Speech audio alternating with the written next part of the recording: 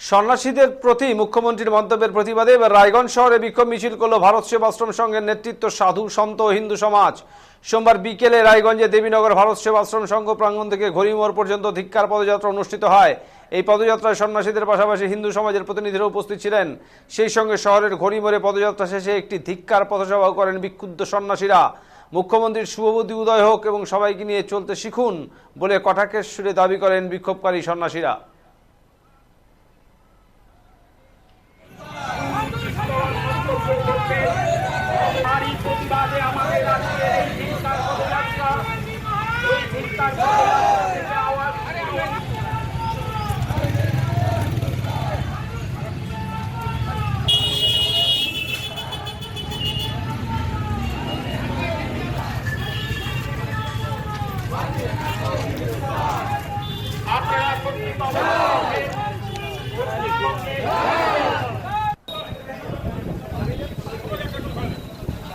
করার জন্য রাজ্যের মাননীয় মুখ্যমন্ত্রী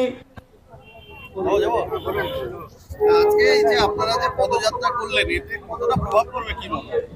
না, ভারতবর্ষের দিকে দিকে সাধু সন্তের উপর, মঠ মিশনের উপর, সনাতন হিন্দু ধর্মের উপর বারবার যে আক্রমণ হয়ে আসছে, এতে মানে ঘুমন্ত হিন্দু সমাজ জেগে উঠেছে।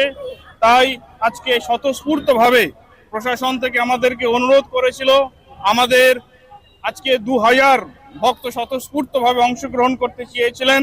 প্রশাসন বারবার অনুরোধ করায় আমরা অতি অল্প প্রায় 500 ভক্তদেরকে নিয়ে আজকে শোভাযাত্রা করছি।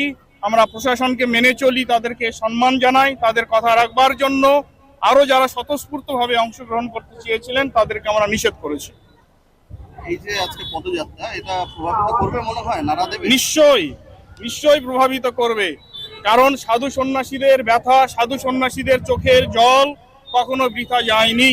যখন সাধু সন্ন্যাসীদের চোখের জল বা দুঃখ বারবার মানে বেদনাহত করেছে, তখনই সমাজের বুকে, তখনই রাজ্যের বুকে বিপর্যয় নেমে এসছে।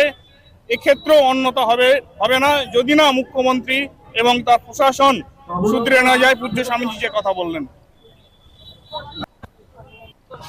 আজকে আপনাদের কর্মসূচি কি ছিল? আজকে পদযাত্রার মাধ্যমে প্রতিবাদ জানানো। প্রতিবাদ হলো ভারতবর্ষের যুগ যুগ ধরে প্রতিনিধিত্ব করে আসছে ধর্মীয়ভাবে সাধু সন্তরা এবং ধর্মীয় মঠ মিশনরা। তাদের বিরুদ্ধে সাম্প্রতিককালে পশ্চিমবঙ্গের মুখ্যমন্ত্রীজির যে অবমাননাকর এবং ঘৃণ্য মন্তব্য, তা সমস্ত হিন্দু সমাজকে তথা সাধু সন্তদের আঘাত দিয়েছে। তারই প্রতিবাদে তারা আজ গর্জে উঠেছে এবং এই পদযাত্রার মাধ্যমে তাদের সেই ক্ষোভ প্রকাশ করছে। আপনাদের এখনো পর্যন্ত দাবি কি আছে? এখনো পর্যন্ত দাবি এই সমস্ত কাজ যেন মুখ্যমন্ত্রীজি না করেন এবং এই ব্যাপারে তার অনুশোচনা হোক এবং তিনি নিজে সংশোধিত হোক।